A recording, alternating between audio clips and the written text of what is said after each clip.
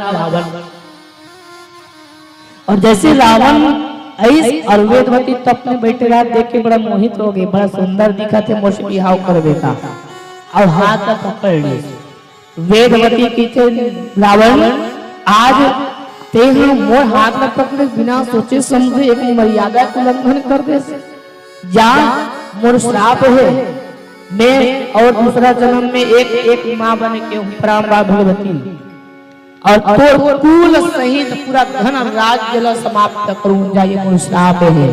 एक बेटी के श्राप लगे रावण का, जो कल हमने सुने एक ऋषि की पत्नी थी तो यही है, वो वेदवती ही है जिनके हाथ रावण पकड़ लिए थे और श्राप दिए कि जाओ मेरे कारण तुम्हारे पूरे एक भी वंश दीपक जलाने वाला नहीं बचेगा, जाइए मेरा श्राप है।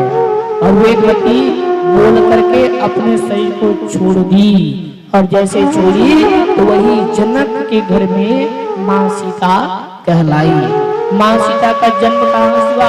पृथ्वी से, एक पिटारी से। अब इनकी भी बहुत सुंदर कथा है, वो पिटारी कहाँ से आया, किसने रखे थे वहाँ, कारण क्या थे, इनकी कथा भी बहुत सुंदर है। तो यही वेदवती क्या बनी?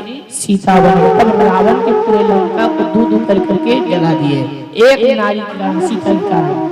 और वहां बोले थे क्या कि राम जी पराम्बा भगवती आपके जीवन में आएंगे, तो याद रखना रावण से मां वेदवती ने कहे थे सीता के हरण करके ले दे, रावण पत्नी के हरण करके ले दे, मोर स्वयं हरण करबे, लेकिन याद रख दे वो जगह असली सीता के पकड़ने पास नकली सीता घर के ले दे। कैसे? तो सुनो भैया, सुनिए, राम जी महाराज ही जानते थे, अग्निदेव ने कहे थे कि राम अब एरा हरण करे की बारी आ गई जानकी मैया ला, तो एक काम कर एरा मोला दे दे। स्वयं जो असली सीता थे वो अग्निदेव उनको रखे थे, अग्निदेव अपने पास, और एक छाया रूपी सीता को छोड़ गए थे और छाया रूपी सीता को ही रावण हरण करके गए थे। और जब लंका जब जले, जब राम जी महाराज 14 वर्ष वनवासी होकर के जब घर आए, तो उस समय आपको ये कथा याद है, एक व्यक्ति ने कह दिया था अरे चलो रावण हरण करके ले दी तो फिर है नारी ले राम। तो राम जी महाराज ने क्या किए थे? अग्नि परीक्षा माँ जानकी से लिवाए थे। तो अग्नि में जब बैठी तब छाया रूपी अग्नि वहां दमन हो गई और जो मूल स्वरूप जो सीता थी वहीं से वो वापस पुनः आई थी। तो ये छाया रूपी कौन है? यही वेदवती है जो लंका को दूध करके जलाई थी। मैया यही माँ जानकी स्वयं आज गई और जा करके पूरे रावण के वो लंका दूध कर करके हनुमान जी महाराज के पास से जल गए, वंश भी नहीं बचे।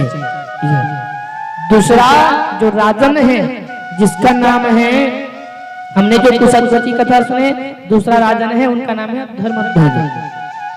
और धर्मध्वज के घर में स्वयं पराम्बा मां भगवती मां तुलसी का जन्म हुआ। तुलसी, इसका नाम तुलसी है। जन्मजय कहे महाराज ये तुलसी कौन है? ये पराम्बा भगवती ही तुलसी है। इसको भी श्राप लगे थे। कौन श्राप दिए थे तुलसी को? तो तुलसी पहली जन्म में गोपी से गोपी एक जन, और गलती का हो इसे करके तो सुनो, ये तुलसी हा पहली गोपी से और भगवान कृष्ण के साथ में बढ़िया वार्तालाप कर रहे थे। उस समय राधा रानी आई और राधा रानी जब तुलसी नाम करके गोपी को भगवान के साथ में जब देखे बात करते हुए, तो राधा रानी ने कहा तुलसी आज मेरे पति के साथ में बैठ करके तुम वार्तालाप कर रही हो, जाओ मेरा श्राप है, मेरे पति के साथ तुम नहीं रहोगे, जाओ तुम्हें पृथ्वी पर जन्म लेना होगा, जाओ ये मेरा श्राप है। माँ पराम्बा भगवती राधा रानी ने तुलसी को श्राप दे दिया था और यही तुलसी पृथ्वी पर आई है। किसके घर में? धर्मध्वज के घर में बेटी बन करके आई माँ पराम्बा, माँ भगवती, माँ तुलसी भैया। और यही तुलसी जब जन्म हुए तो ब्रह्मा जी से वरदान मांगे। ब्रह्मा जो बोले मांग ले तुलसी का चाहिए।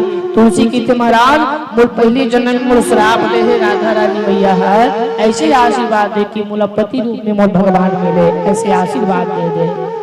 ताकि राधा रानी में भी बैर मत हो, माँ राधा रानी भी शांत हो जाए। जा आशीर्वाद है तो जरूर लक्ष्मी नारायण मेरी तुलसी जा। यही तुलसी धर्मपद के बेटी अब पोखर बिहाव काकर साथ में हुई।